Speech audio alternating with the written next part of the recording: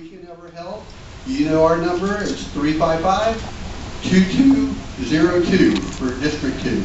And it's nice to see you. Thank you. Thanks, Peyton. And we'll make sure your telephone is always busy. I know. In fact, on the way in, I think I got 3 more messages I wrote down for things I have to look up when I get back. So it's a good thing I was here. Any free parking? No. Now ask him about a boat ticket, a dock ticket. Oh, I haven't even been on the boat yet. They tell me it's beautiful though. We all want to thank you, Peyton. And when you want to run for governor, I think you got a lot of people here who will support you. I'm running from. Did you hear what I just said? Yes. Next time I'm running from. From. Not to. Not to. I thought they said you're running from, and I said yes, I'll do it. And then, little did I know. What a great guy. I appreciate you all coming. I want to let you know, and some of you don't know, that we here at the Messenger Club invited everybody who was to come, and those candidates who are running, we invited everybody every way we could. We sent personal letters via the U.S. mail to everybody to come. We posted it on the blog. It's in our newspaper, which you all are welcome to take a copy of. That's the 2nd issue, and we will continue having issues, especially for those of you who don't have the internet. So you have now the CV Messenger, which is an open newspaper. Anybody who feels they want to write, there's a number. Anybody feels they have a comment, there's a number to contact. Anybody feels they have a complaint, there's a contact number. It's not mine. And in addition to which, we will be happy to post events for anybody, whether it's an anniversary or whatever. Just let us know and it'll appear in the issue. The next issue will be more voluminous. We have a lawyer who's going to write a legal column, and we have some other very astute writers who will be in the newspaper. Those of you who would like to help with the newspaper, just let us know. It is a bootstrap operation. It's an offshoot of what, 30 years ago I owned a third of 3 newspapers in Suffolk County, amongst which was the Smithtown Messenger, which was the oldest continuously published weekly newspaper in Suffolk County. I'd like to make 1 or 2 other opening statements, and then we'll move along. We have been videoing several meetings, and I want to make this announcement because we had a complaint after it was said that we could announce it. We are videoing, and I'll be also taping this meeting. The video is not good, and photographing it. The video is not limited to the publication just on our blog or on our webmail. It will be going on YouTube. Anybody who feels they don't want to be photographed, let us know. Move into a section. Most of the photographing is going to be up here where the candidates are. Occasionally we scan. However, we don't want to offend anybody, which it appears someone was offended, although we had permission. So I'm making it perfectly clear that we are videotaping and also taping. I also want to say, just as a follow-up to Peyton, I appreciate everybody who came here. I would think that everybody would want to have the opportunity to participate in one of our greatest freedoms, and that is the ability to vote in a free election. Having said that, it was planned to have two parts, which we will. One part, though, will be curtailed. We invited all the vice presidential candidates to come, and there would have been a debate with an impartial moderator, which I had made arrangements. Yes. And similar questions which would have been asked to everybody. For whatever reason, the only candidate for vice president who choose to come is John Glusak.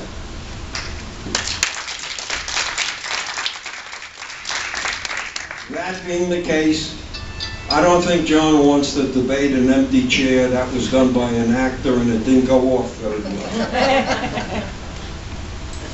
Those of you who've come, and I really did want to make a comment, in spite of what was on Mr. Israel's blog, I give you credit. John, I'm going to give you the mic, and since you're alone, you got to limit it to 3 hours. So, the mic is yours, and we want to know who's coming so we can make sure everybody has a chance to talk. And John, here's the mic, or take your own mic. And John will answer questions after he makes his presentation. Thank you, John. I thank everybody for coming. I'm getting old. I want to thank everybody for coming. I was a vice president approximately for 11 months when Barbara Cornish quit. All right? What I did in the past was I was going around and I saw things that were wrong with the village. The things that were wrong with the village, the first part, was a fence fell down by the golf course. I, myself, Dominic, and John has put it up. Nobody supplied the ropes or ties, it was mine. The caution tape was mine. I told them I'd call the golf course owner, and they told me no, it belongs to Century Village. It took them about 5 weeks. Century Village got the fence done. Little to know with a surveyor that it belonged to the golf course. Cost us money. All right? Now, while driving on Borden Avenue, I noticed the hole. The hole was in the middle of the street. I went to Yuko, I told him. David Israel told me it's a sinkhole. They rule over Florida. I told him what kind of hole it was. All right? I worked in construction for 50 years.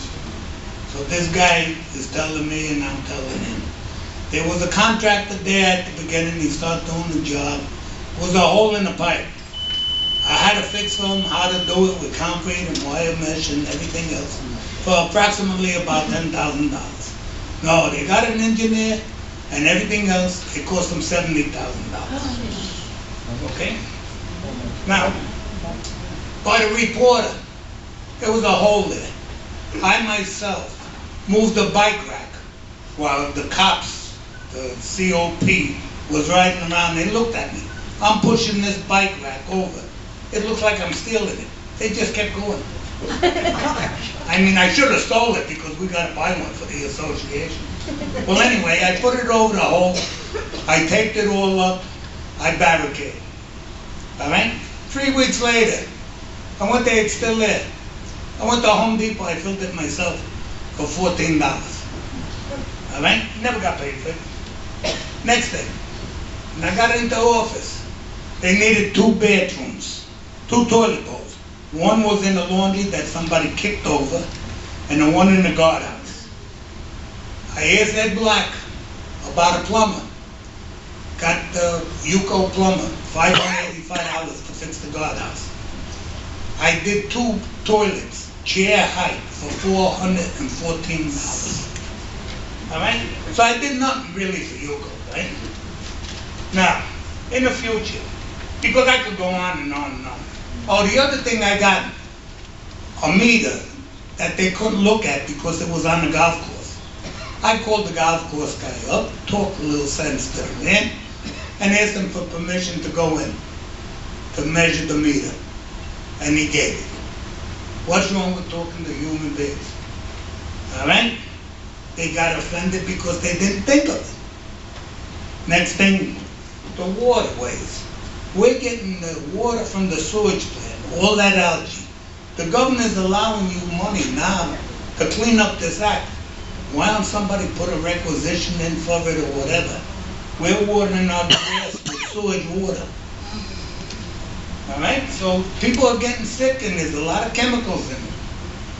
All right, for the future, I'd like to establish a volunteer corps maybe. Like we had this old man, I shouldn't call him old man, a deceased man, Haskell, painting lines and everything else. We need striping all over. You come out of that temple on a Saturday, you see people crossing and dodging cars. There's no lines at all. You're worrying about a lawsuit about the roadway? Worry about somebody getting hit in a walkway that's not painted. We lose everything. Don't people think anymore?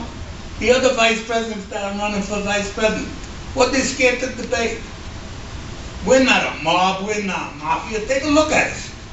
All right, we're citizens of Century Village, just like everybody else, and we're entitled to talk and everything else. And people ain't scared. I mean, maybe this president was abused as a child, and he wants to abuse us. I don't know. But I don't think he's going to abuse me. I don't care if I win or lose. But I tell him where to go. And that's it. Yeah, you know. And the last thing that I want to say, if a candidate is going to run for office, let him be investigated. Let him pay $100 for financial and for criminal. And if he passes, we'll give it back to him. That's all I got to say. God bless you and thank you.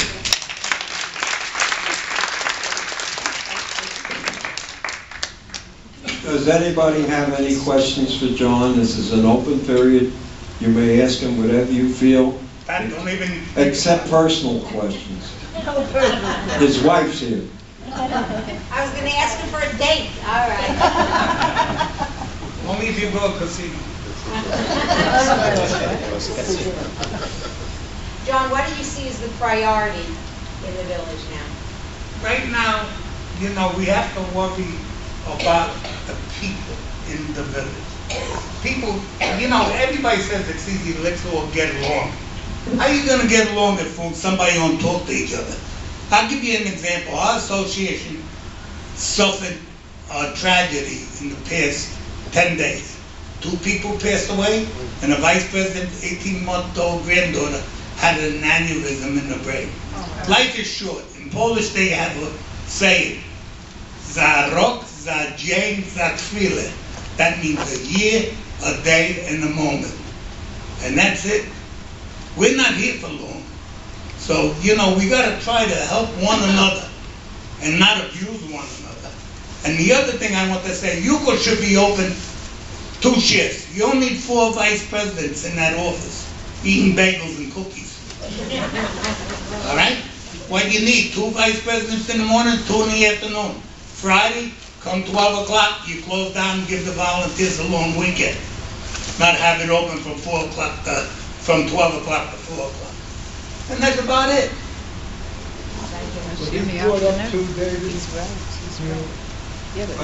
Hold on. We're going to pass the mic, identify yourself. No, we know that, but that's only a few of us. Say who you are. The camera has to get it. Do I have to? Yes. Jacobs, 170 Chatham. Was he anybody, while you were in there, did anybody take advisement from him? Oh, when I Did walked you in tell there, him? when I walked into the boardroom, forget about it. I said what I had to say, and I did advise them. And I advised them about fixing the pipe and everything else. And they think I'm a young snot or something. And they never fixed it? I'm only 72.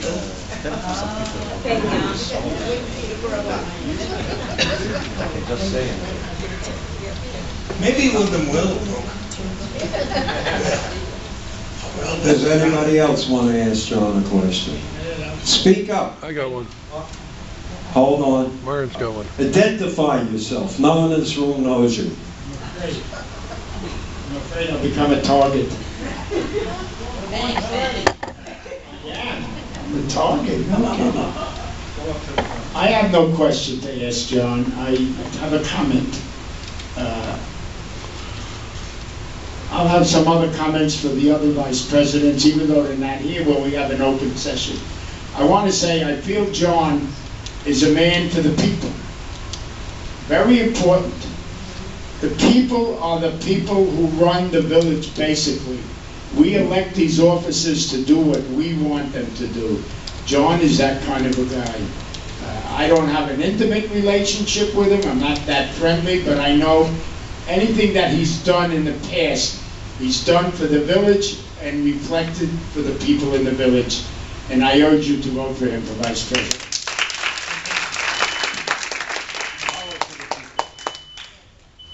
There's one understatement I'd like to make about security. We have wonderful security now. The other day I come in, I got a transponder, car stops, the security guard got his feet on the table and pushes the button and let him in. Didn't even get up to see his, check his thing in there. My other idea is for security, they ought to have key boxes at certain points. When that rover goes around, you gotta punch in like a time clock that he was in that area. You know, you gotta think a little bit. Good idea, definitely. I'd like just a show of hands amongst our audience who are delegates. That's a wonderful showing, a wonderful showing. And those who are not delegates, talk to your delegate. Tell them what you feel. We have to have better communication. There was another question from John, I think it was from Neil. Yeah, I think everybody can hear me. John, we all know the divisions that exist in the village between the administration and certain factions of the people that are living here. How do you intend to, to bring those factions together or deal with that issue of, being subjected to criticism and being ostracized? A baseball bat. You don't have to say that. I wanted to get that out of there. I'll give you a story. A lady walked into my office when I was vice president. All of a sudden, she was crying like a baby. I said, maybe she lost her husband or something. What happened, right? She says, these people are calling me ugly. I said, stop, you're not ugly. And this is a true story. She says, I'm not. And she got a little smirk on her face, right? I go to her and says, I could cure that for you. I ain't gonna pay for plastic surgery. But I told her, I says, she goes, how are you gonna cure that? She says, I told her, I'm gonna give you a baseball bat. The next son of a bitch that calls you ugly, you'll wrap him on the side of the face and say, you're ugly too. Good job, John. If there are any other questions, feel free. Or else. Hold on. There's this lady lady in the back. No, man in the back. Man in the back. Irving. It was Irving. Oh, I thought you had to leave us. Let me jump up and give you the mic. And introduce yourself, Mr. Finn. Move up to the front. Please move up. My name is Herb Finkelstein. I live in Greenbrier area. I'm also a member of the executive board. I'm also a member of the security committee. John and I had a conversation a couple of days ago. He called my home. Correct, John? Yes, sir. And John and I have had a good rapport since John became vice president and after. A lot of the things he says and does, I happen to agree with. Some things I don't, but most I do. But I'll tell you something about the security. He's right. There were people just sitting there and letting people in. The security committee, the last meeting, I brought up that we have to observe. So we're making the security committee, instead of doing the reports and reading them at the security meeting and not knowing what's truth and not, We're going to have people observe, go out to the gates, not talk to the guards, not tell them how to do their job, but to observe how they're doing their job. What they're doing right and what they're doing wrong. We will then, each person will give a report for what they saw. That will be visual. That will probably start sometime within the next 2 weeks. There are 2 gates. They will be checked in the morning, in the evening. The clubhouse will be reviewed, as well as Hastings. We want to see what they're doing and how they're doing it. We also want to check on the rovers to make sure that they're doing their job. Now, there are those black dots that the rover stops and has to check, I think they have a computer that picks up when they stop and mark that they've been there. So they aren't like the keys that you're talking about. They do have it. They have 2 at the office of UCO. They have at the swimming pools. Those dots are there. So they are doing it. My problem is, I don't want to just count on the dots. I don't want to know that the guy was there. I want to know what he did when he got there. What did he look at? What is he observing? How is he observing? That's what we have to find out. So we're going to do what we're supposed to do. We're not just sitting in the security meeting and accepting what the reports are saying. But I agree with John. Thank you. Sure. Okay. Do the patrol have any special instructions of spending time in the guardhouses? Because I've seen, and I know from other places, that the patrol, for some reason, the guy in patrol goes in and he stays there and they talk because he's bored. And he leaves the lights Dan, on. excuse me, when the candidates finish, we can have a general discussion. I do want to make I just want to make a remark that as far as I see in this room, and I could be corrected, anybody raise your hand, Herb Finkelstein, who just stood up, is probably the only current, maybe I'm wrong, officer, executive board member who has attended this meeting. Thank you. I said I'm wrong. Whoever else, could you stand up? Oh, I'm sorry, this guy here, I don't recognize him. A member of the club. Thank you. I want to move on. Hey, Yeah. I'd like to say one more thing about security, which I didn't mention, which I think I should get credit for. I was responsible for handing out a petition and won to close that gate at night from 12 o'clock to 6 o'clock. Okay? Herb confirms it. I mentioned one more thing to the security committee. We're paying security. Why don't that guy get up on the meeting and make his report? I had Major Jeff one time say that he agreed with it, a lieutenant agreed with it, Ed Black didn't agree with it. Okay? That's number 2. Thank you, John. I don't want to cut you off. You better not cut me off. I'm going to be a vice president. I'm not afraid of you. I'm afraid of your wife. I got a back.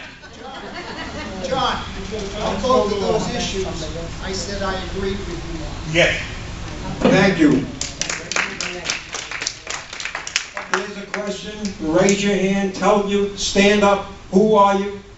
Our photographer is having trouble seeing short people. Yeah, I want 13 states they wanted me.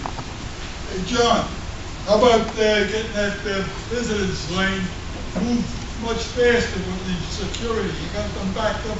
Might as well Okeechobee and know where they're at.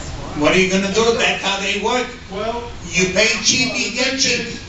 people don't call the person in, so let them go around and let them come around. Why should everybody be backed up? Why don't you go and tell Ed Black that?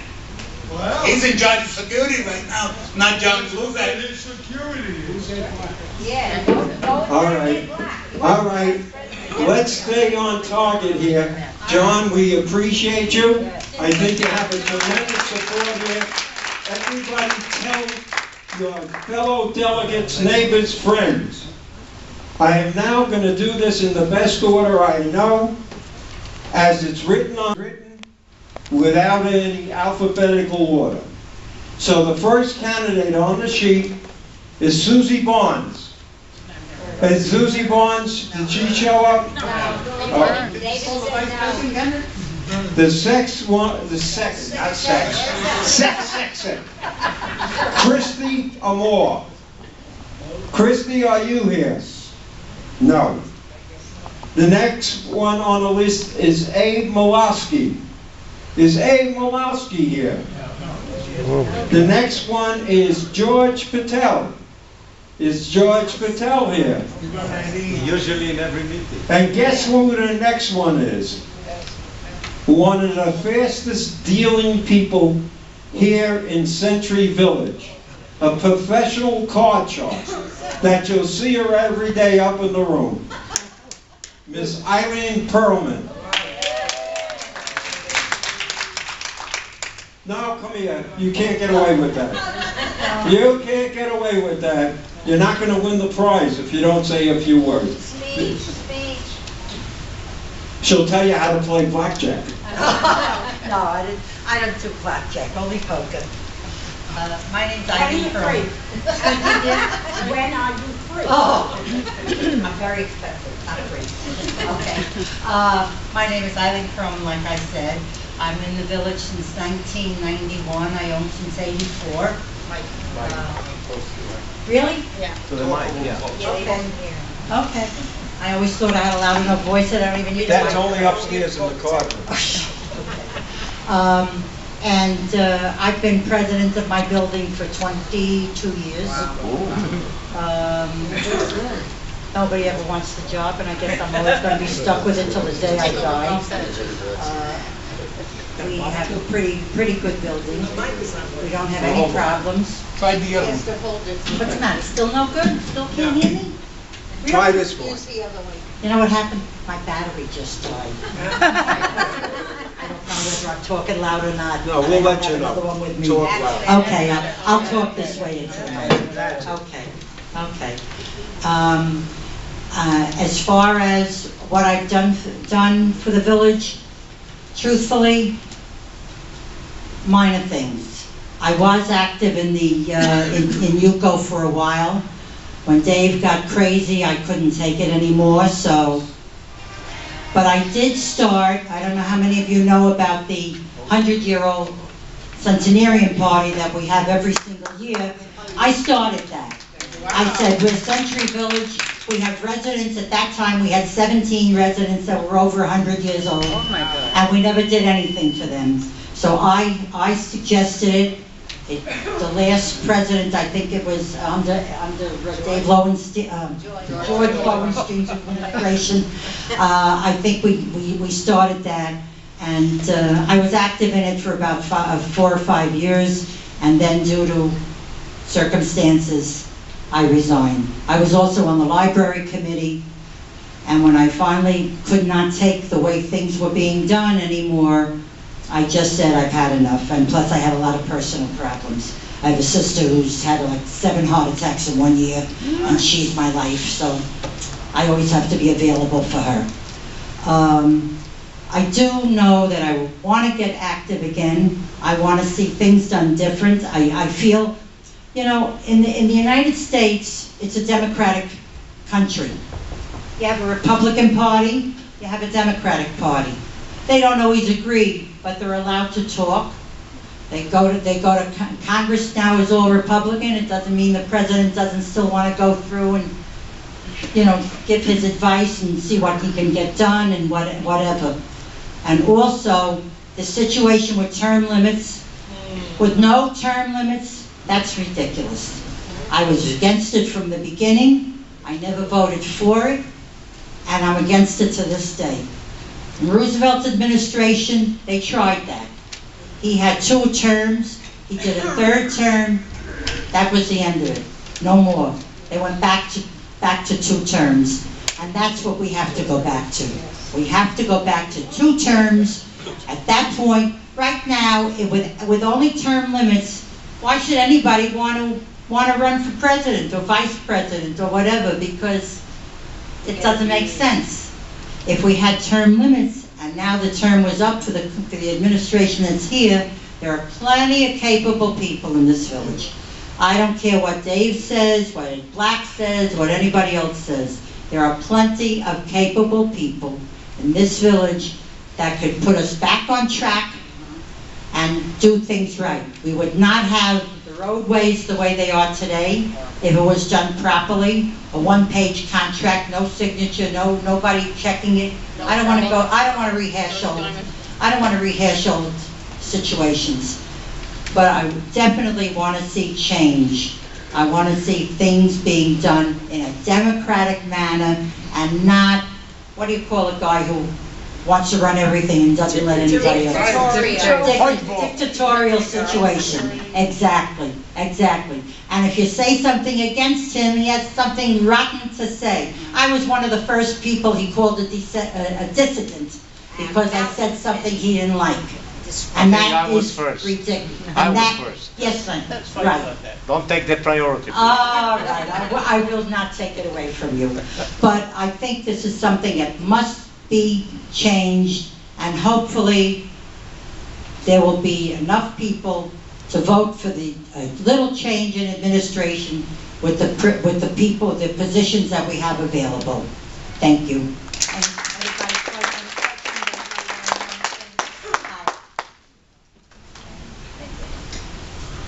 She also wants to announce that tomorrow afternoon they're short one hand. We have a sign-up sheet. If you need to get into a mahjong game before you leave your name, your phone number. If they're short poker like crazy. Plenty for ping pong. Does anybody want to ask this lovely lady any questions? The room is silent.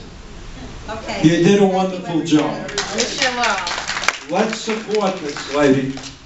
She showed up. The next one is Jackie Carlin. Is Jackie Carlin here? Not here.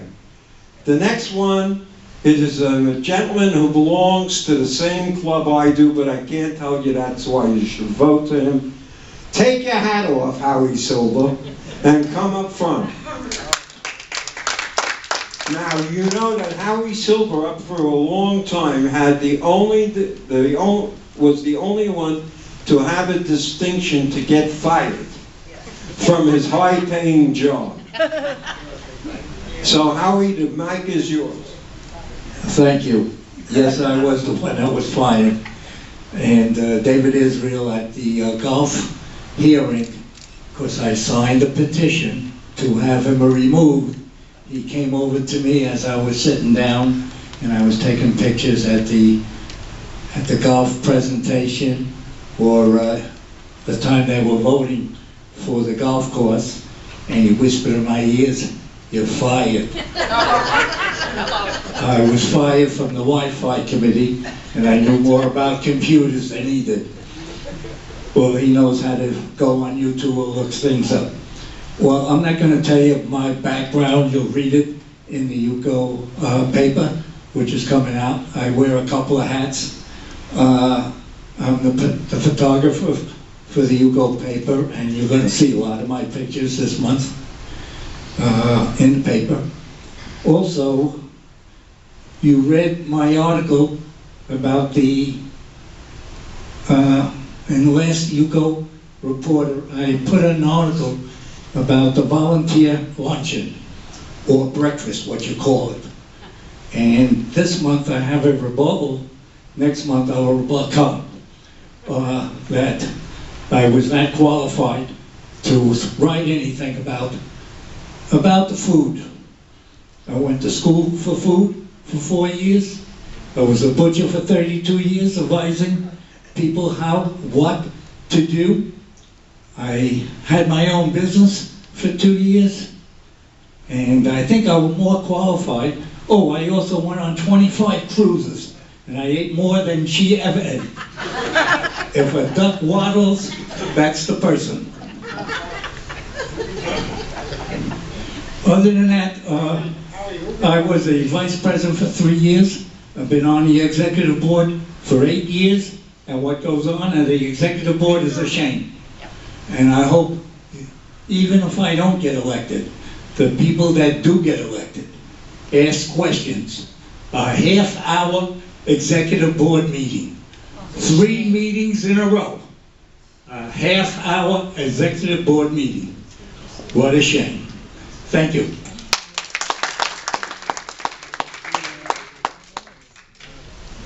Thank you, Howie.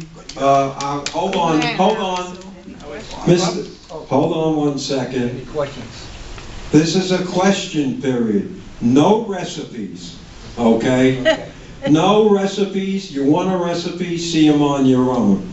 You want to know how to butcher a side of chicken, a beef, side of chicken, not much. Beef. See Howie. Okay, who has some questions for Howie? Okay, 1 second, please. I see that you're taking pictures for the Yuko reporter, but what about Ralph, his name is? I mean, what's his the relationship? Okay, Ken Graff is a professional photographer. He's also very, very knowledgeable on computers, which has helped the Yuko reporter a long way. He is not political in any way. I know you might think he is, but if it wasn't for Ken going through the pictures, editing the pictures, and also helped the Yuko reporter a long way in the modeling. He is a gentleman. He's very good for the reporter. He is non-political. He don't care one way or the other who is running or what they're doing. He's only interested in that the Yuko reporter runs right and we come out with a beautiful paper. The two of you. The two of us do the pictures. Okay. If I'm not at the affair, Ken is at the affair. Like you're going to have the dinner for the officers that's coming up in March, and I would advise you, if you didn't sign up to go to that dinner, do. It's going to be catered by a fantastic company, the same company that did the Centennial dinner, and the food is going to be exceptional.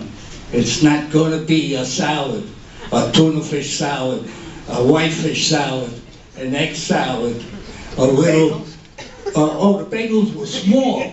They were so small, I couldn't see that bagel.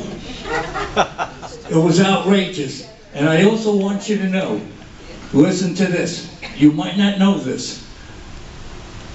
The people that catered it was not the school, culinary school. It was a teacher who taught at the culinary school, had his own business. He also had the students wear the school shirts. He paid for that. And we paid some amount of money, close to $4,000, for salads that we would eat at breakfast time. There's another question on the floor, so don't get off. I just wanted to make a comment and it brought it to my mind. I'm not trying to interrupt you. Oh, they had lots. That was the most expensive item. No, with the little bagels. For those of you who are candidates, I looked at what was published in Yuko Reporter last year. It's hardly informative.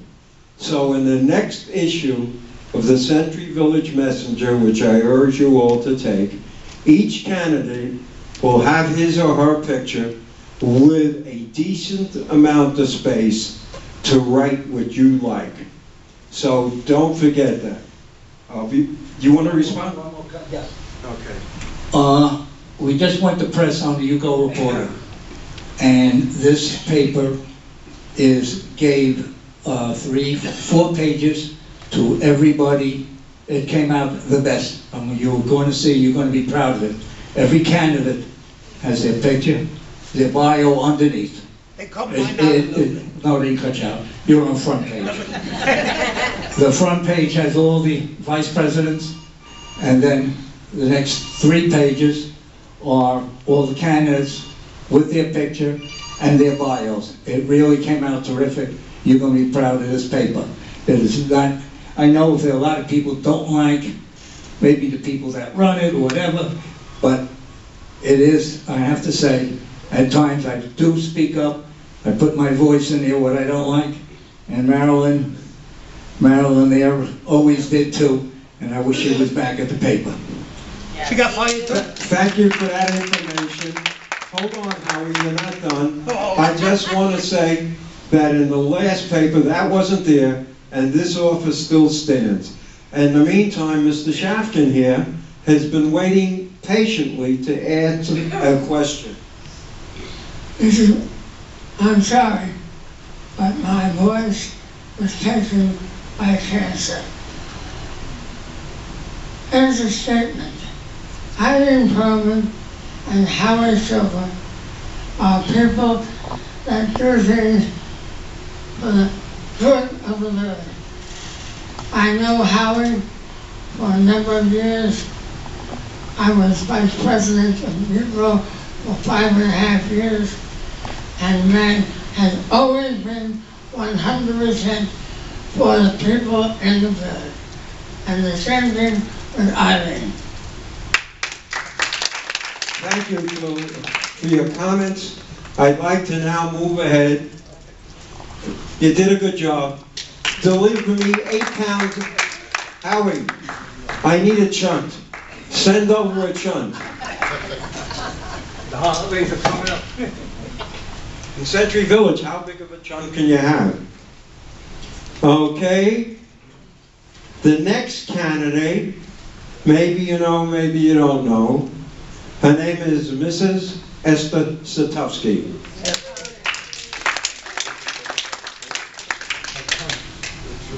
Howie, did Joy Vestal draw a mustache and a beard on me? Okay. Sadie did though. Sadie did, yeah. Okay.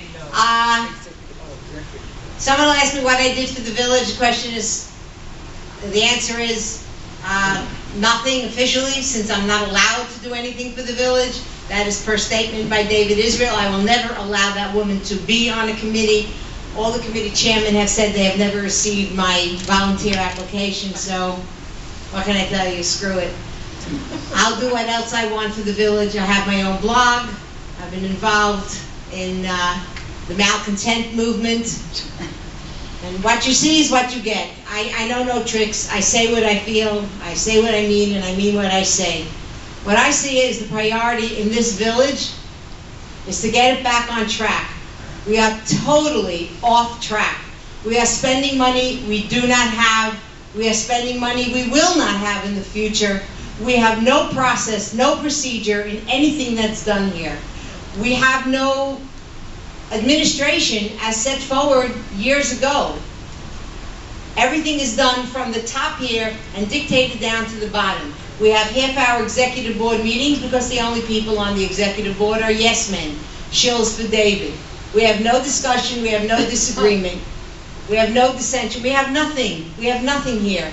And if you look at what's been going on, I hope I'm not insulting anyone, but what can I tell you? This is the way I feel. We have a sign that people have been bragging about. There's, correct me if I'm wrong, $14,000 in the budget for beautification, out of which the sign comes. And yet, on the IFI, you know, that secret stuff that we're not allowed to get, Jerry's not allowed to get because the poor guy is married to me. So that's the marriage penalty for him. But I have good friends who send all this secret stuff to me.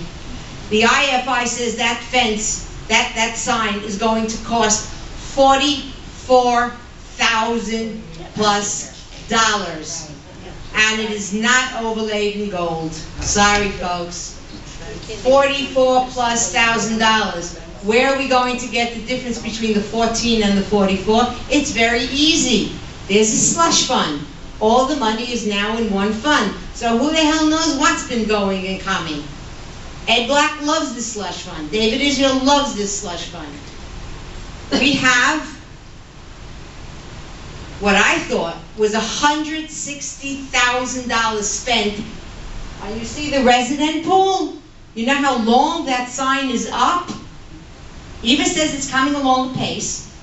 It's coming along at a good pace. It'll be open for the next season.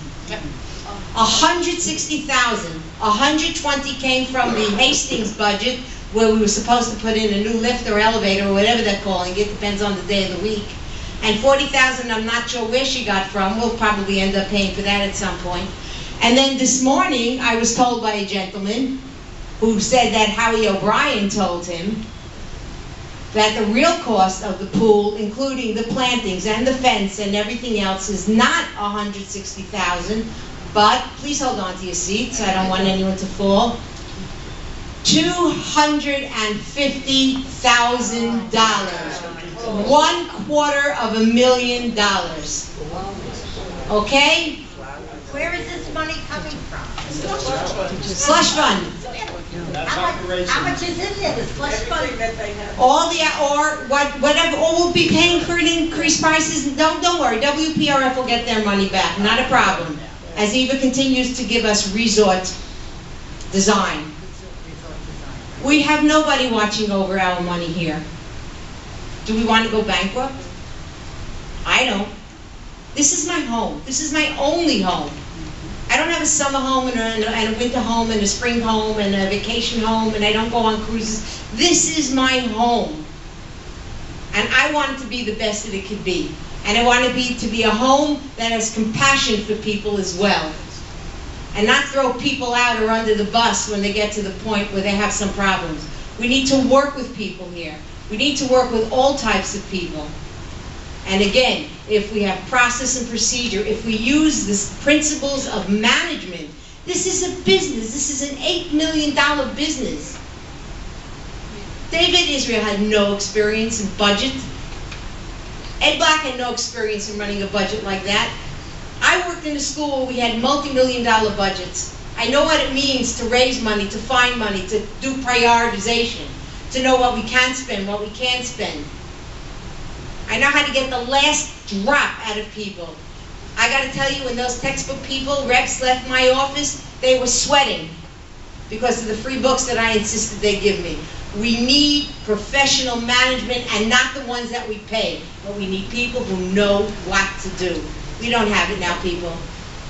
Whether you vote for me or other people that you know that can do this job, that can speak up and stand up to the abuse that they'll get when we raise hell at the meetings and we don't have any more half-hour executive board meetings, please do so. Please tell your delegates to do so. And please tell your delegates to get there early on the day of elections, since alternates are planning to come in and vote and stay. Oh, I'll talk to you later. It was caught last year, but not Yeah. anymore. Okay, so if anybody has any questions, please, Dan. It's a correction. It's not $7 million or $8 million. It's a $15 million business because they control the insurance, which is about $5 million, and they control also WPRF, another $3 million. All this is in their control. It's $15 million business. My bad. I thank you. You could give them an idea how to raise money. Sell cookies to your grandkids. John, they got to be kosher. Anybody else? I want a big round of applause. And I want to move on to the next, Myron Cohn. Myron Cohn? Oh, no, it says no, it says Myron Cohn. It's Milton Cohn. They made a mistake. Okay, Milton Cohn. Not here. The next one is Marcia, we call her Marcy, Schoenholt. And here she is. My name is Marcella. Over here, it says Mar. I want to help. I do not want to make waves. I know things have to be done. I hope to be part of it to make it be done. And with that, I'm going to turn over to the next person because Esther has said it all. Thank you. Any questions? Gee, look at this. I stunned the room. I gotta tell you, Liddington's Gettysburg Address was very short. You must be on the same page. Yes. Okay. The next person is Myron Silverman.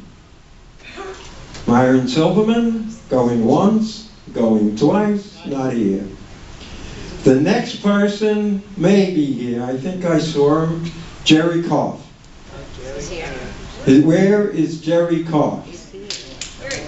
Here comes Jerry Koff. Here's the mic, Jerry. Keep it under 2 hours. Most of you people know me. I've been around quite a while. I've been active in most of the clubs. I've started the maintenance club. I started the President's Umbrella Club. And the whole function of that was always to educate people on how they can work in their association, how they can get the right repairmen, things of this type. David hates the idea, so what did he do? He has a poor guy, once a week, or once a month rather, he'll hold a maintenance meeting with 10 people. He's not allowed to bring in any vendors. He's not allowed to give them any information. Everything has to come from David. That has to stop. But there's a bigger problem we have. Isn't it amazing? Every election we have, David has all his people coming in. The odds of that are nil. I spoke to Susan Booker. He says it's impossible.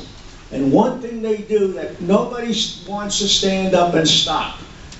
After the votes are tabulated, one person goes in a room alone for a so-called final tabulation. And this has been going on for 4 years. That's why he always has his people winning. And it's up to you people to stop it. If you don't stop it, we got a lot of fine people here looking to run and help the village. We'll get the same old bag of people that are there now. Right. So it's really up to you. You know, please vote for me. That's all I have to say. Anybody has questions? Yes? You were also vice president. You didn't Oh, I was mention. vice president for a couple of years. I was also in my association. I was president, vice president, treasurer, secretary, and I don't know, cheap bottle cook and washer. Yeah, I can't say it. And, you know, as I said, anybody has any other questions, I'll gladly answer. I'm having a meeting tomorrow, by the way, at 10 o'clock. I think you'll find it interesting. But please vote for me, and please vote for the people that are on a slate that are our people. Because they don't have any axe to grind with David, working for him. Maybe, and that may be the only way you can control him. Because on the executive board, if you turn around and you say no, what's he going to do? And usually in the delegate assembly, no will carry over there too. And that's what we need. We need fighters. Thank you. Jerry, people may have questions for you. However, after I just heard your resume, I've come to a conclusion. You can't seem to keep a job. I mean, how many jobs you can, you just keep jumping around. Yeah, the only problem is I've kept jobs longer than you have, and I've done a lot for the village, as is contested by my history. Thank you. He seems to be a little upset. Unfortunately, he doesn't know my background, so I'm not going to get involved with him.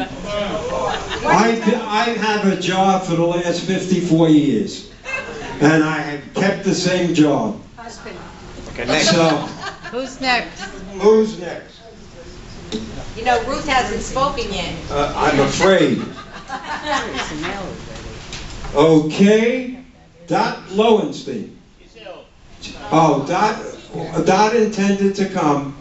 Unfortunately, she's ill. A great deal of you know what she's done for the village, and although let's show that round of applause. Okay, and the next person on the list, Ruth Grossman.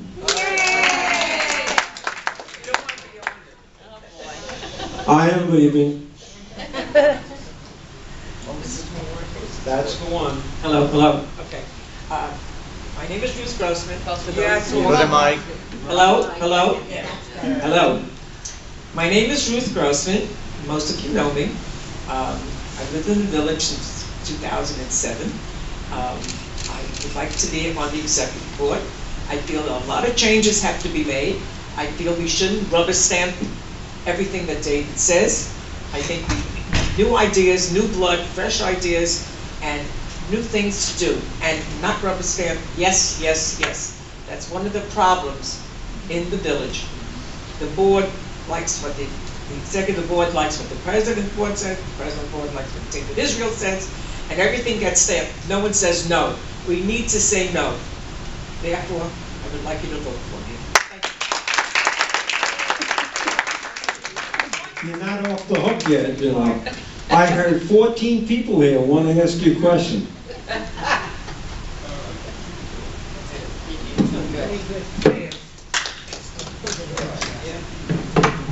Hold on. The next person is John Hess. John Hess? John Hess, not here. Jean Comas. Jean Comas. Come to the mic, Jean. Come on down.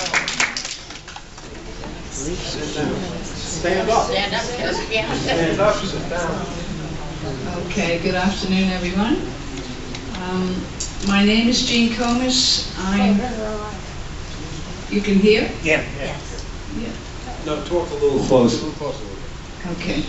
I'm resident of Chatham E, and I'm treasurer now for the past 3 years. This is my 4th year. I am once again running for the position on the executive board of UCO, where currently there are 10 positions to fill. I did not make it last time, but hope to in this year's elections. I voted a high in December 2006 in Chatham E, but did not get involved in my association business until I took over the treasury the end of 2011, when the current treasurer no longer wanted to do it. I previously owned 2 homes in Long Island, New York, but had no idea what was expected in owning a condo. I am very independent, frugal, completely honest, and a responsible person. I was married for 32 years and left of my own accord, and it took me 8 years to get my divorce. Wow. And that was 2002. I do not like to pay any other person's debts. Instilled in me are my parents' beliefs that if you cannot afford it, then you wait until you can. Plastic credit cards were unthinkable. You cut costs when things are not necessary and do without. I discovered that we had a unit in my association when I became treasurer that was 8 years delinquent, and we were all paying for that. These are the kind of things you learn when you do get involved with your associations. I had problems with my president because he was a good old country boy and did not, better read my notes because I can't. He's friends with a lot of the condo owners, so everything is verbal, nothing is written or in black and white, and I didn't know half of the time what was going on and what was handled. What I did was, I had 3 major problems which I solved on my own, but I did give him the information when I took care of it. I want to get my foot in the door so that I can experience what goes on at meetings and have a voice in what can be done. I do not like corruption in any way. I am also not a follower. I do have minutes of all meetings and I'm very interested. I am not a supporter of the Messenger Club.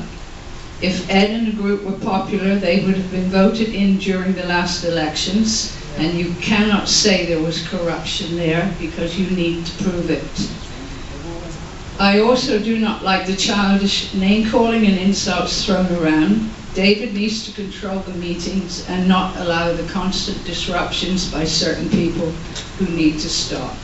That's bullshit. Okay, All right, you can. Hold it. Any questions now, you can. Go ahead. You can't interrupt her, let her finish. No, I'm done. I'm She's finished. I have a question. Hold on 1 second. I'm not sure if I could recall all of the mistruths that was said by you now, Gene, but as far as the last election was concerned, there were irregularities. We did prove that there were irregularities. We forced Marilyn and David to change certain things, to discount certain votes, and in order to prove the other irregularities, we needed the original copies of the ballots, and we have been denied those copies from time immemorial until the present day and continuing well into the future. As far as David Israel controlling the meetings, it is his responsibility to act as a neutral chair. That is Robert's Rules of Order. He is not supposed to stand up there, spittle flying, and shout at the people who are standing by the mic. If he has something personal to say that is partisan on one side or the other, he needs to come down. He can use the lift if he can't make it. Take the lift, come down, and take his chances to speak at the mic. And if he's limited to 2 minutes by his own order, then at 2 minutes, what's her face, Marshall? Let her bang that gavel too that she enjoys doing. Before you make statements, you need to know the truth. No, he needs to control the meeting, and he does not have to voice his opinion in that, and he should not. But he does. He does. Just a second. This is a question and answer period. This lady is entitled to say what she wants to say. I just want to take umbrage at one thing. You don't have to like my club. Okay, when you say what you said about the club, that doesn't count. You have to say, Ed, you did this. Just saying it doesn't mean anything. I don't want this to be back and forth. You're invited here, and you get the same respect of everybody else. However, you may not like this club, but this is the club that has accomplished a lot of things, including having this open forum, which you don't do. This is the club that when the original budget came up, and they said it's going to be $17, I said Wellington A will never pay $17. This is the club who said turn down the budget. It's too much. It's at least $6 too much. And we turned down the budget in January, and instead of an increase, there was a decrease of over $5. So you don't have to like us, but you have to recognize that we've done a great deal for this village. I did not say I didn't like, I just said I was not a member of the Messenger Club. Everybody who comes here, this is an I've open been to meeting. more than one meeting here. I have been here. Well, that's good. Your words were not in support. Okay. Let's not get into semantics, Question. Gene. Question This here. is an open door policy. Question. Is this a question? A question. Go ahead. Yes. You said something towards the end that you don't like the people who interrupt the meetings. Now, if you can elaborate, what do you call? I did not say No. I do not like. Oh, whatever. I just said that it should be controlled. Oh, control. The people, now what is the people, certain people all the time object or they say something, is that interruption? No, but many of our meetings end with people just getting up and leaving because the same people are down there and the same situation happens all the time. You can say something once and get it through to the people. No, you can't. Yes, you can. You do not have to bicker. Hold it. That's not the issue here. Howie, I need the mic. you do. No, but everybody has to hear him. He lost his hearing, his voice as well.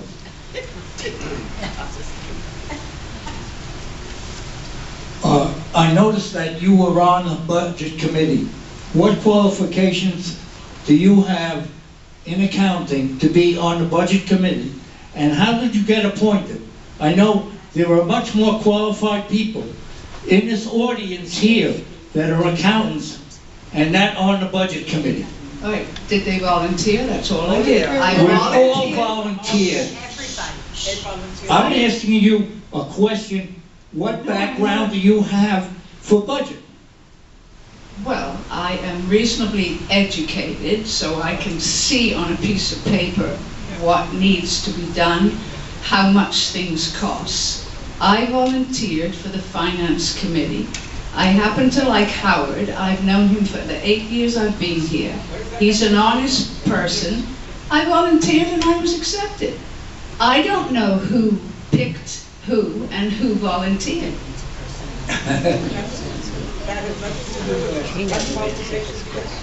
Ladies and gentlemen, Wait, she wants Mr. Grossman volunteered to do the financials. Right. To do financials with 2 other CPAs, right? Wait a minute. One was Dorothy, who was the retired treasurer. So what? Well, she was. Let her talk. Let her talk. And you know what David said? He said, yes, come in and do it. I'm the boss.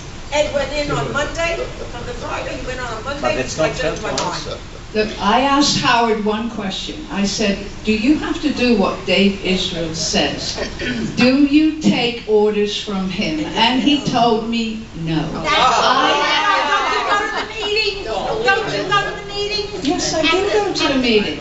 He does what he feels like, he said. When people ask Howard a question, he directs them to David. He defers them to David. So if you believe Howard, you're a dummy. hold on. Excuse me, lady. See you outside. I want to say one thing. Dorothy would like to talk, but I want to say one thing. Here, you said you're not a member. Here at the Messenger Club, everybody's welcome, and as far as I'm concerned, you're a member. Just come to the meeting.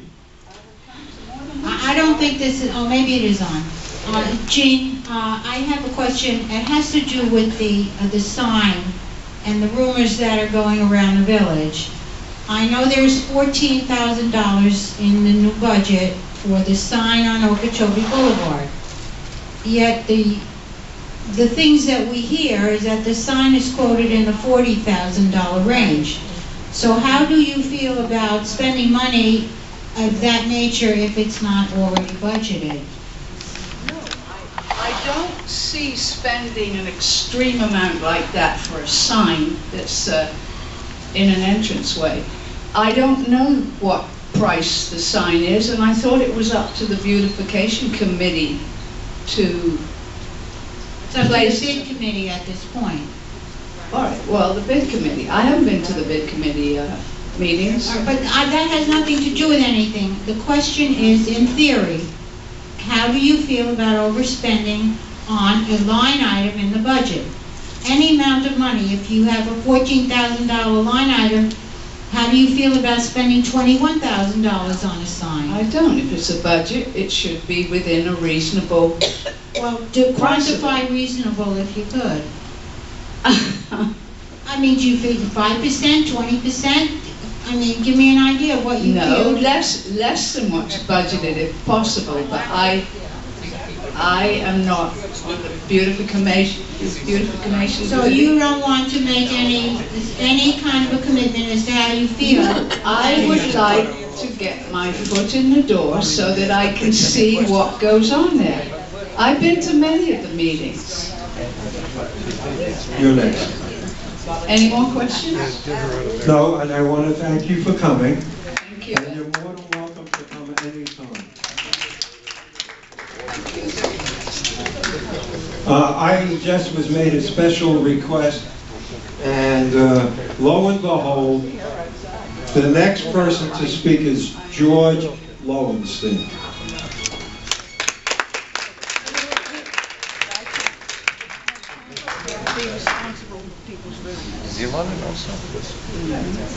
First of all, Ed, I'd like to thank you for all your efforts in having the Messenger Club, giving us an opportunity to vent, to tell us what is wrong and what is right. For those of you that don't know me, I'm the past president of UCO for 4 years. And the treasurer? I'm sorry? The treasurer. Before that, I was a treasurer. It seems because I'm a CPA whatever organization I get involved in, they say, oh, you're a CPA, how about being the treasurer? So I start with the treasurer, and then I work my way up to the presidency. Anyway, during my term of office, we were coming back from the hurricanes, and we had to work to, number one, get our clubhouse back up, number two, get the theater working again for our people, and number three, getting Yuko's office rebuilt, which was down. Okay. I was also a recipient of a lawsuit from WPRF because I was advocating, based on the advice of an attorney, our attorney, that we should only pay 30% of our normal monthly payment to WPRF because we couldn't use the full facilities here. Okay? He didn't like that. So, again, okay. Some of the things that I've accomplished while I was president, I said we rebuilt this whole place. Okay. Ushers. We used to pay ushers. Right, at the theater. We started under my administration an usher corps. And I remember fighting with WPRF to allow that because they claimed that volunteers would not be covered by their workman's comp insurance policy. And so we went through that and finally got the okay for that. So that saved quite a bit of money. Okay. There are many things that I instituted during those 4 years. I had some terrific officers with me. Okay. Dorothy was my treasurer. She's here. When we worked on the budget, we worked on the budget together. I, as president, knew everything that was going into the budget. And that's the way it really should be. Okay? The treasurer is an officer, but the buck stops with the president. So the president has to be knowledgeable. I felt that I was more of a people person because I was out about the village. When things were occurring that needed me attention, I was out there. With a water main break, I was out there helping direct traffic. We had hurricane here. We didn't have electricity. I know my unit was at least 13 days.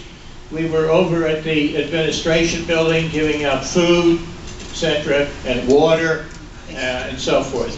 I started CERT, which is a Community Emergency Response Team. I started that in Century Village.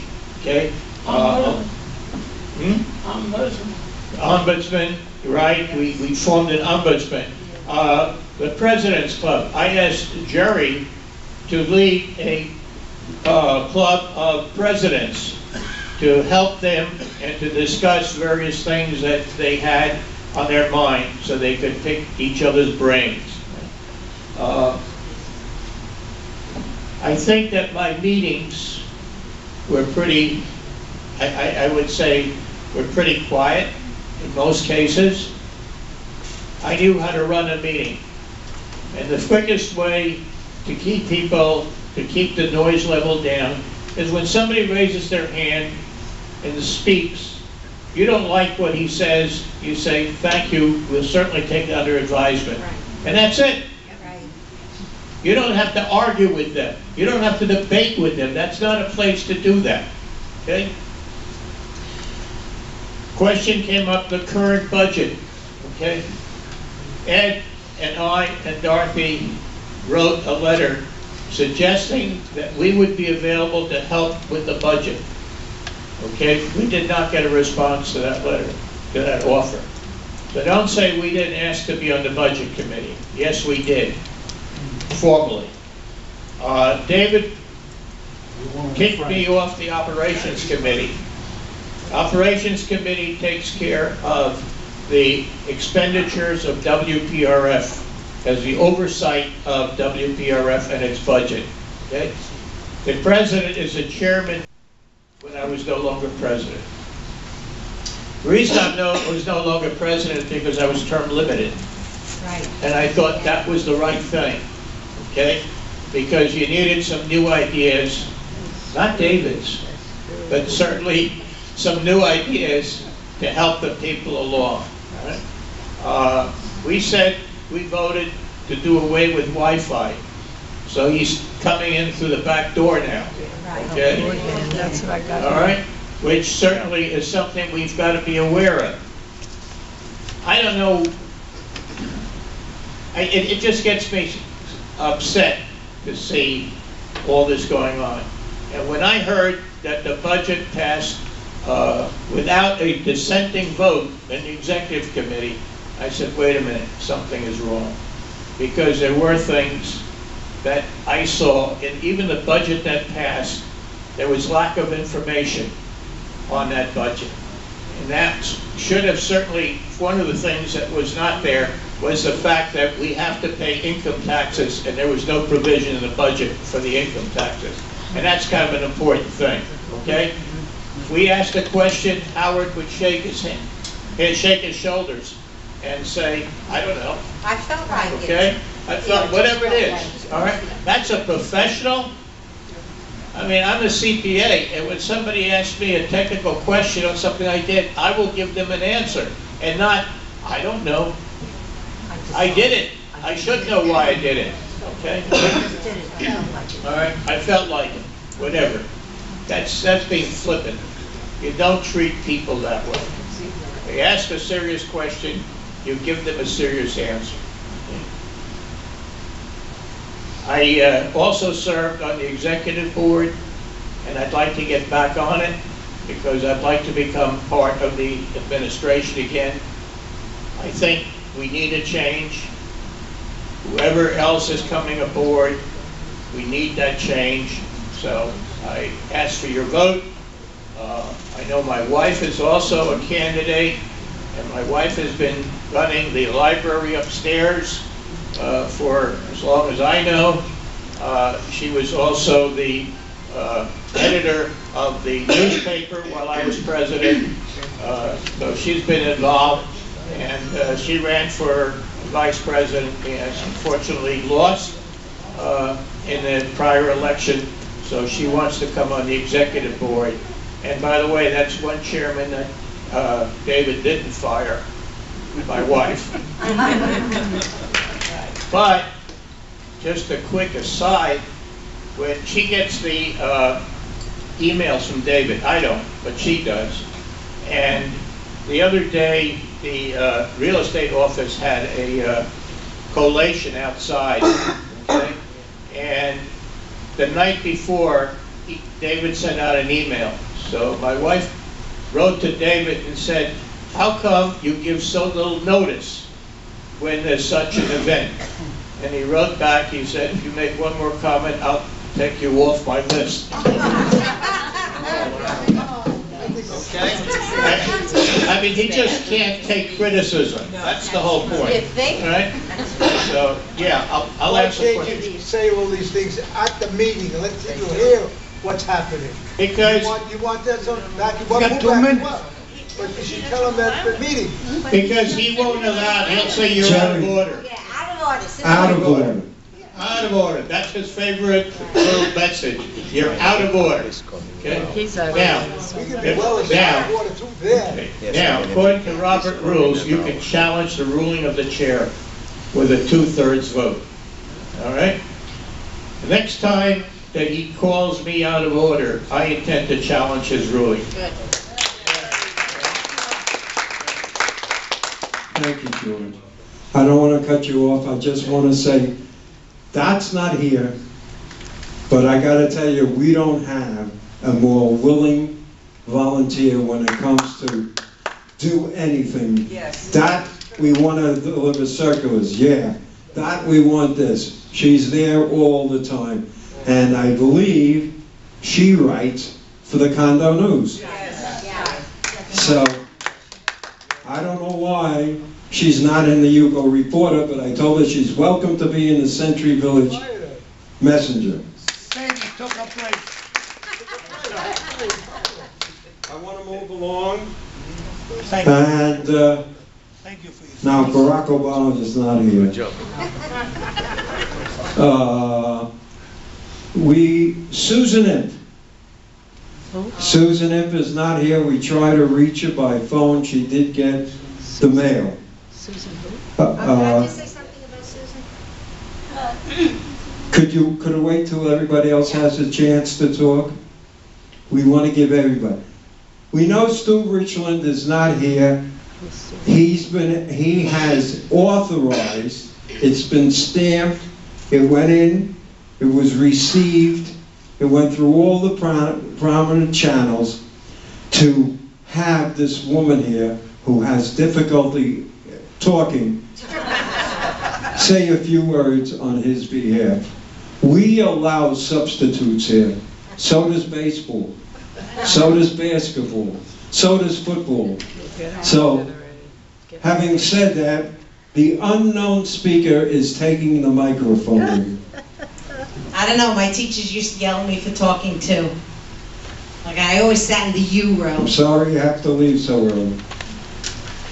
Anyway, I received an email from Stuart Richland to just speak to him, and Phyllis, his wife, who used to be VP here, one of the best that we have, begged me to make it clear to people that the only reason that they are not here is that they are still in California celebrating the bar mitzvah of their grandson, and they will be home actually sometime late tonight, tomorrow morning.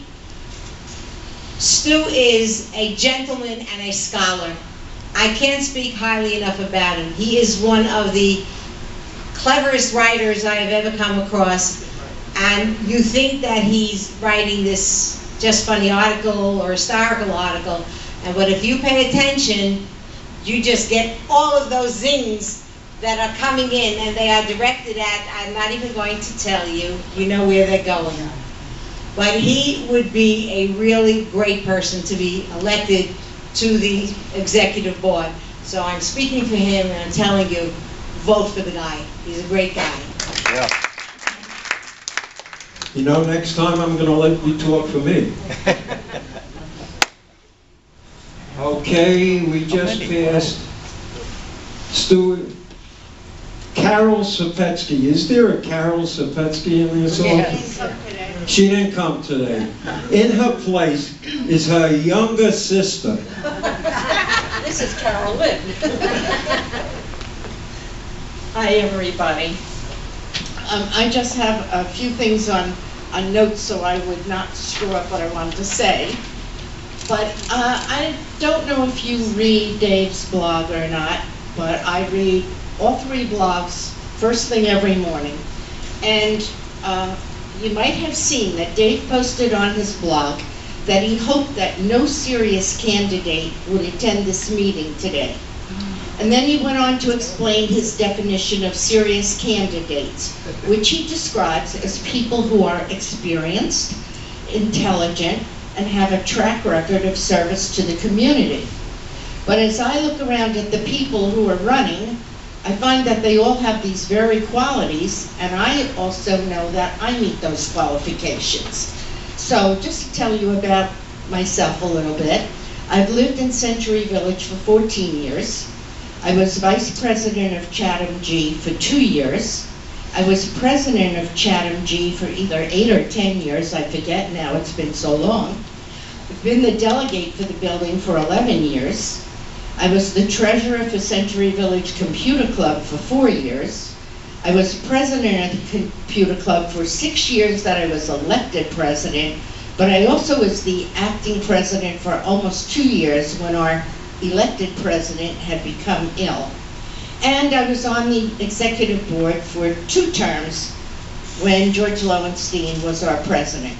So I think I have a little bit of experience in the village, so I think I'm a serious candidate, and I am here because I would like to be on the executive board again.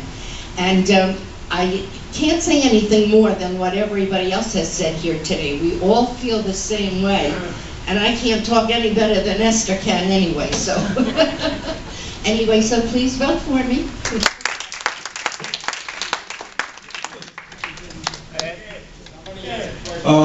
Just a second. I'm not going anywhere.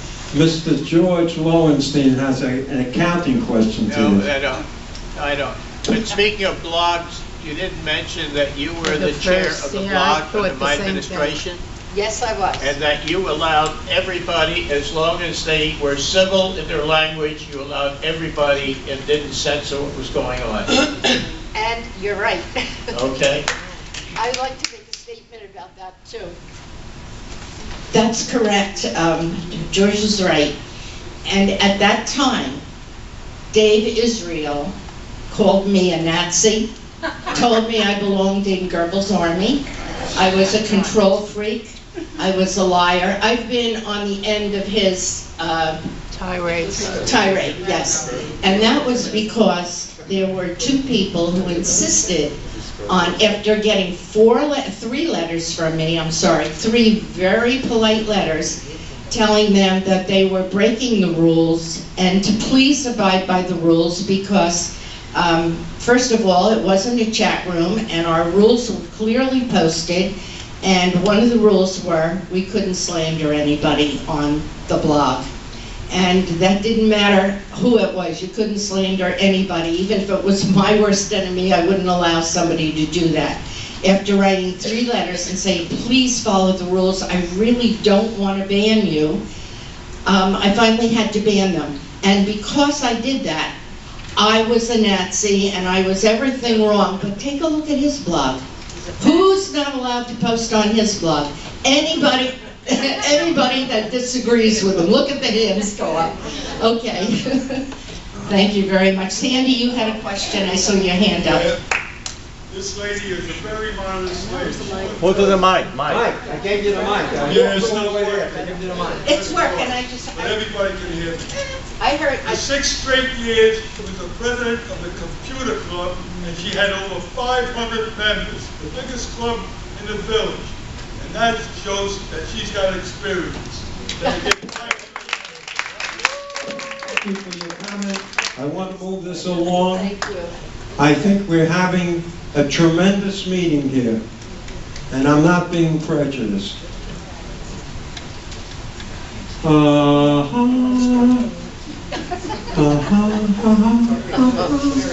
Okay. Miss Marilyn Pomerantz.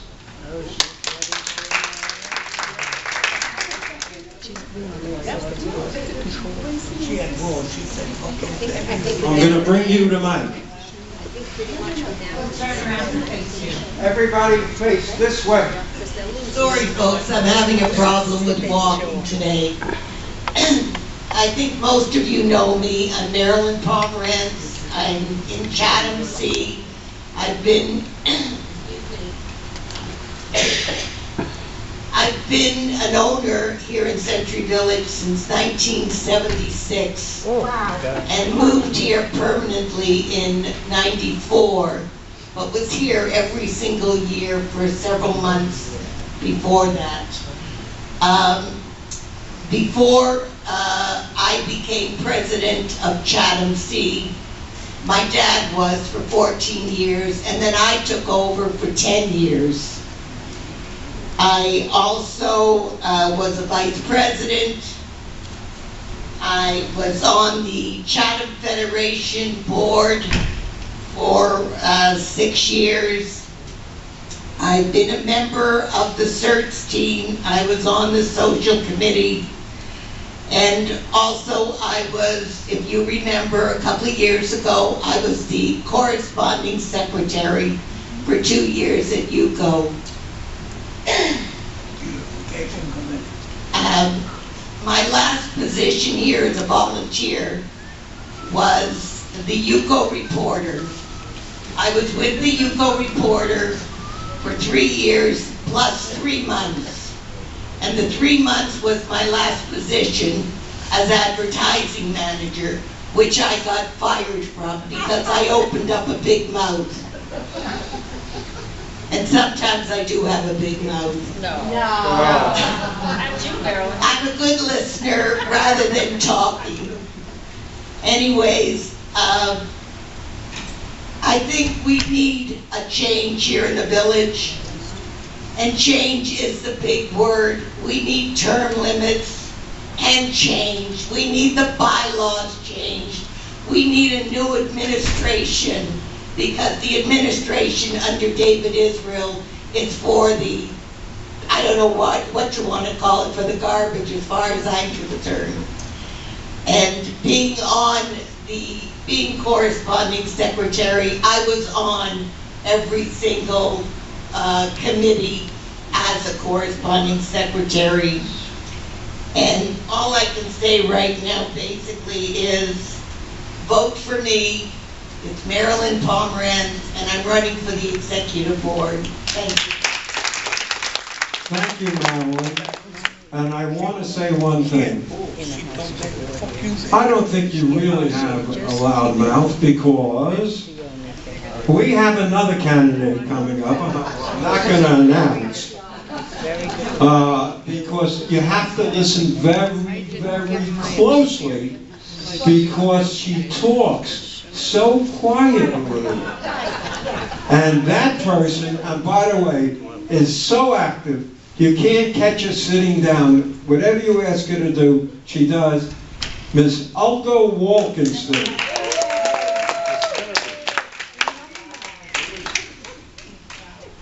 Thank you very much, Ed. That's great.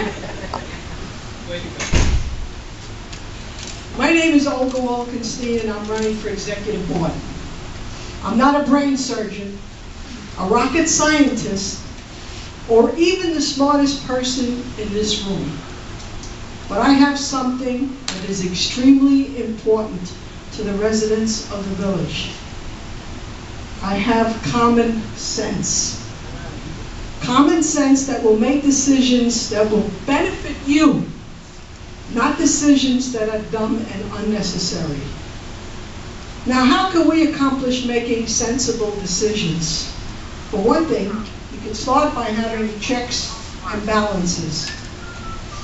Checks and balances is an American system guaranteed by the Constitution. It is something we do not have in Century Village.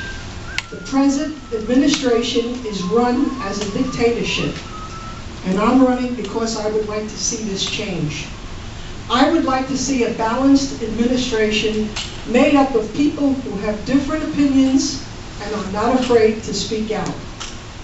We cannot continue with one person running the show. It's time for a change.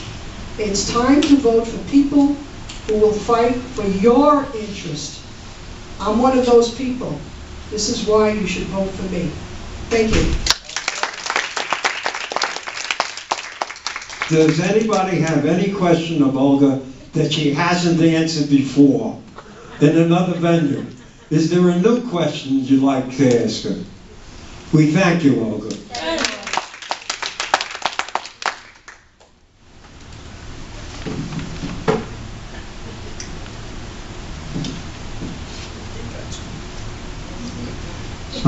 Let me see. Michael Raybar. Is Michael Raybar here? No. George, you spoke. Have I missed anybody who's a candidate?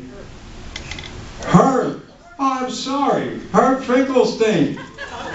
You didn't sign in, Herb. Yes, I did. Oh, okay. I just was not notified about this. Well, I sent everybody a letter. Not me. Maybe the postman didn't like you, of course. Now we know why. You're up for re-election? Here is Herb Finkelstein. Most of the people in here, I believe, know who I am. I've been on the executive board for 3 years. I was elected for 2, and then on the next election, I lost. I lost by a couple of votes, but since there were changes with the vice presidencies, there were 2 slots open, and I got elected. So I know what it is to win, and I know what it is to lose. But I want to tell you something. Century Village has a problem. And the problem is we have too much of this fighting, of this problem of one person hating another person. Hate doesn't do anything. All it does is kill the people who hate inside themselves. We need a harmonious situation in this village. We have to be civil. I disagree with a lot of people on a lot of issues, but I'm not disagreeable. I don't like some things. I say it. If I win, I win. If I lose, I lose. I'm very honest. I am not political. When I got elected to the executive board, I was put on a couple of committees. I was thrown off those committees because they didn't like or didn't feel that I was doing what was supposed to be their way.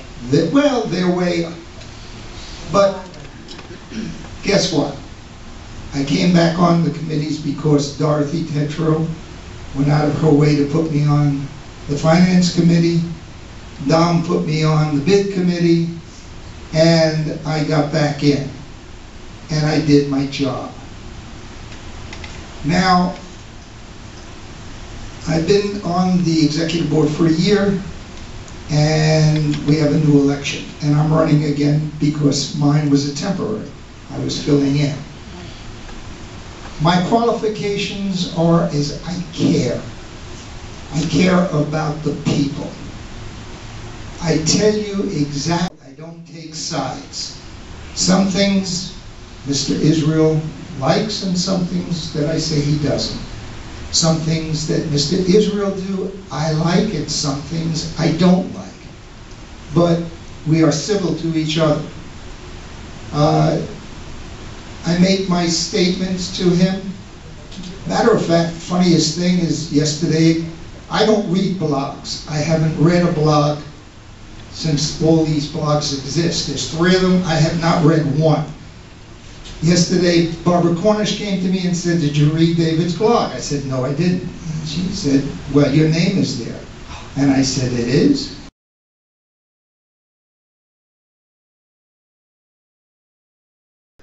Thank you for allowing me the privilege to speak to you.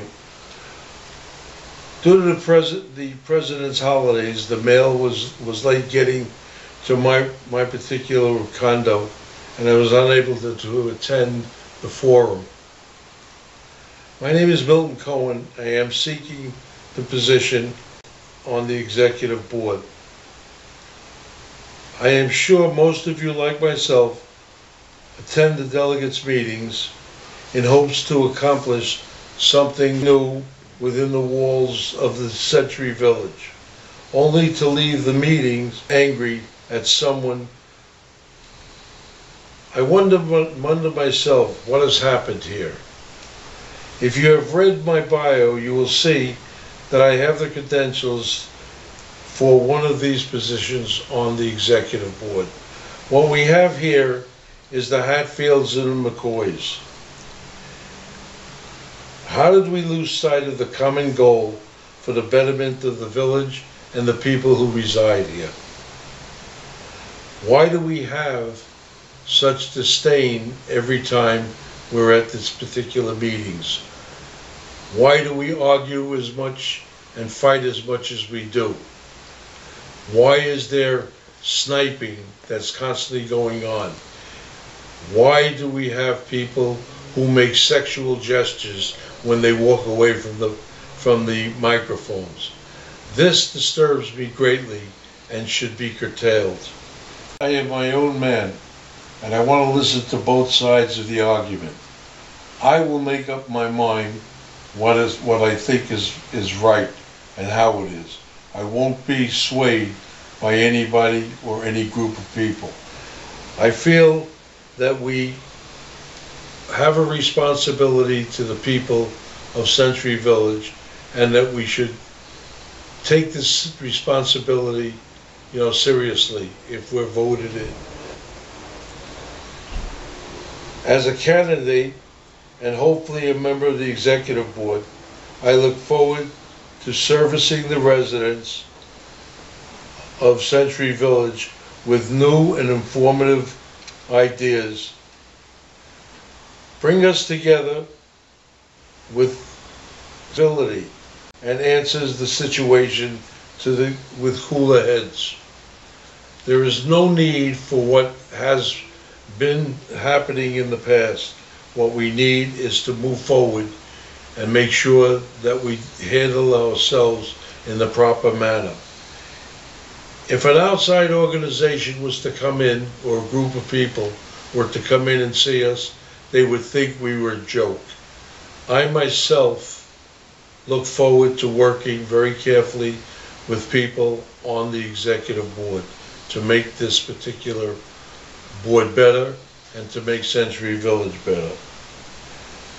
Remember, together we stand and will be stronger. When divided, we'll fall. I am my own man, and I have my own ideas and my own way of doing things.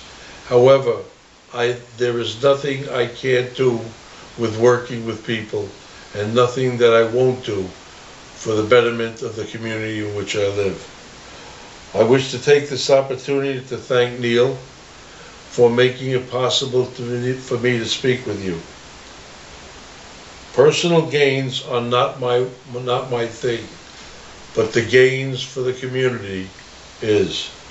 I thank you once again for allowing me this privilege, and I look forward to working with you. Remember, vote for Milton Cohen for the executive board. Hi, I'm Chris Armour.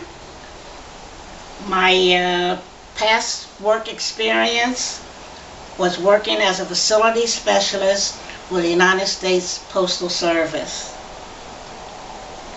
I worked in the Buildings Management Engineering Office, where I provided specifications and qualifications for facilities all throughout the United States.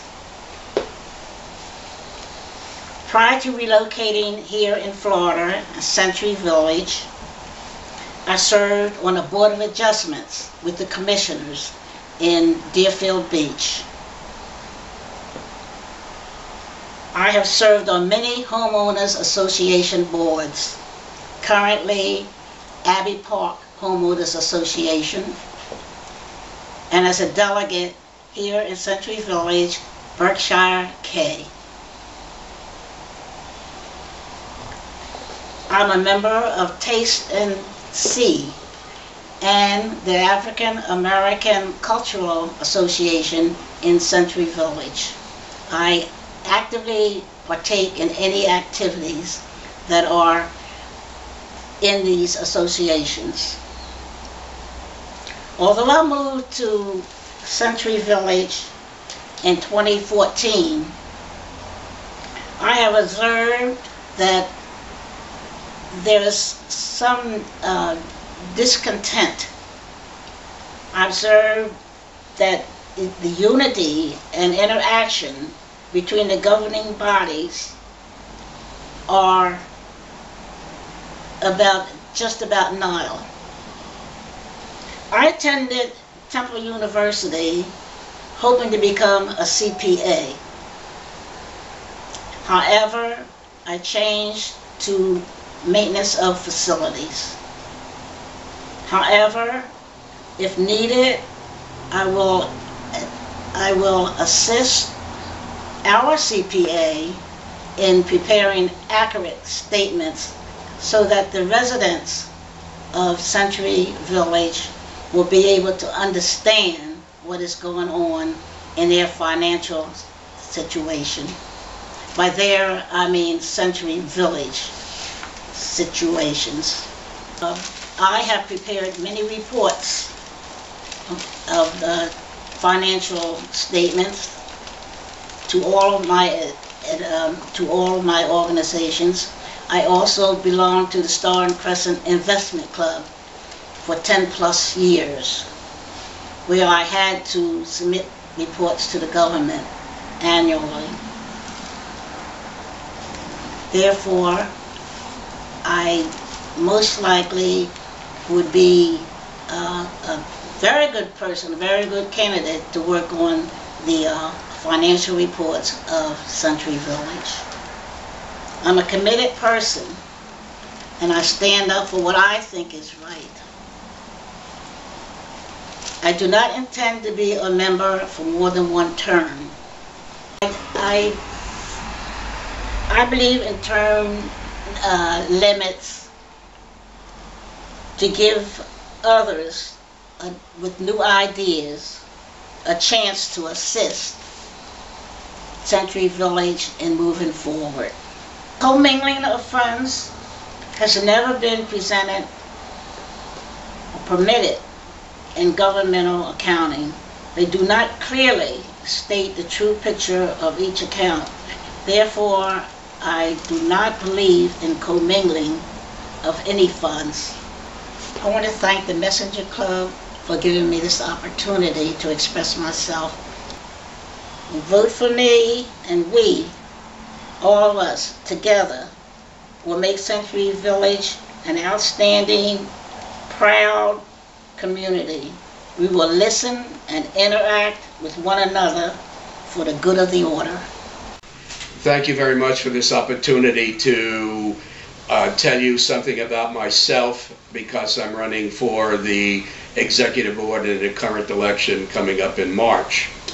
My name is Stu Richland, and I've been living in Century Village for 18 years. During that time, most of the time, my wife has been a vice president of Century Village, and it is through her involvement in Century Village that I became very aware of the inner workings of UCO and how they go about doing things. And experience, I feel that my contact and involvement through my wife has given me plenty of experience to understand how UCO is operating. I'd like to talk about first the newspaper at Century Village. If you read the top part of the Century Village newspaper, it says this newspaper is a UCO newspaper. Well, it really isn't. It is paid for by the people in Century Village, so it is our newspaper. In this recent article, or this recent newspaper, we have an article by our president who attacks all of the candidates that he feels could possibly rub him the wrong way, oppose his ideas. That was put in. Where is the idea of fair and balanced newspaper? It's like the New York Times is supposed to be all the news that's fit to print, not what you think is fit to print. I'd like to talk about the delegate assembly. Even though I have been in the last few times a voting delegate, because my wife asked me to take a place, and so I have had an opportunity to participate directly. When I retired from teaching in Palm Beach County, I decided that now is my opportunity to become involved in the affairs of Century Village. And so when nominations came up for the executive board, I decided to put my name in as a candidate.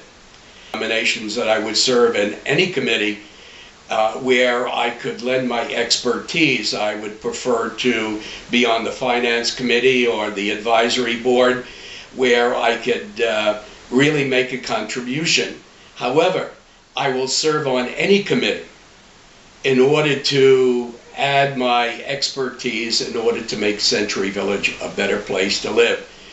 And I will provide them with expertise that I have, knowledge, and I certainly will always have a well-balanced presentation on the issues. In addition, I'd like to make some suggestions that I feel that I would like to put forth to the administration. In the last series of delegate assembly meetings, many of the delegates seemed quite confused over the issues, especially dealing with the budget. The budget and the mechanics of developing a budget for many of our delegates is quite a confusing issue. And I would like to suggest, and I will promote this idea, that the vice presidents who are in charge of the various areas gather the voting delegates and sit down with them and present the details of these complicated issues so that they could take these ideas, this understanding, back to their supporters, back to their building people, and discuss it with them, and then get their ideas, and when they do come to the delegate assembly meetings, they would have a better idea of the complexities of many of the things that are going on in Century Village. And so when they do vote, they would vote from a much more educated point of view. And voting is another aspect that I'd like to see changed in Century Village. I think the implementation of an electronic method of voting would be the best way to go. Well, if we have electronic voting, and Dave Israel said he thought it was a great idea, and in this instance I really support him, and he said he would gather the information. I hope he does, because I think this is absolutely terrific, and it would resolve so much of the confusion that has been going on in the last 2 or 3 delegate assembly meetings. As far as the newspaper is concerned, I'd like to be on the newspaper committee. And the reason for that is that I feel that I would like to ensure the readers of the newspaper in Century Village, and almost everybody reads the newspaper because they have pet columns that they like, and that's fine. I don't want to change those. I just would like the scope to change. I would like more articles dealing with politics of the village, how politics of the village relate to the politics of the United States. There was one other aspect also that has bothered me in a series of the last issues, the letters to the editor.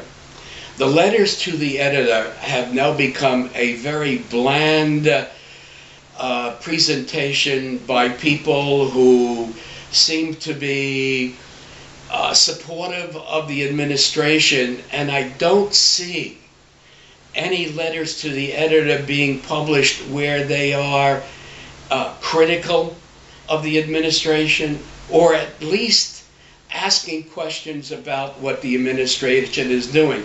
And I think this really is not what letters to the editor was all about. Because if you look at the archives, which is available to everybody, you will see that the letters to the editor really had some very strong viewpoints for and against many of the people who are running UCO. And so these are the areas that I'd like to get into. The other thing is that I would make sure, I would encourage those people who are on the dais to think seriously about what they say. Because the people who get up there to talk, many of them are elderly. It takes them a few minutes to put their thoughts together. They are intimidated by the microphone. Please be sympathetic. Do not holler at them. Do not brush them off. Allow them to have their point of view. Whether you agree with them or not, they have the courage to get up and make a statement. Whether you support it or not, it is only fair. They pay their dues. They are members of UCO. They are here. Give them an opportunity to say what they have to say. My job, if I'm elected, will ensure that those people who have not had a voice or fearful of speaking up, please see me, and I will make sure your issues will be presented to those who will make the decisions at UCO. Thank you very much.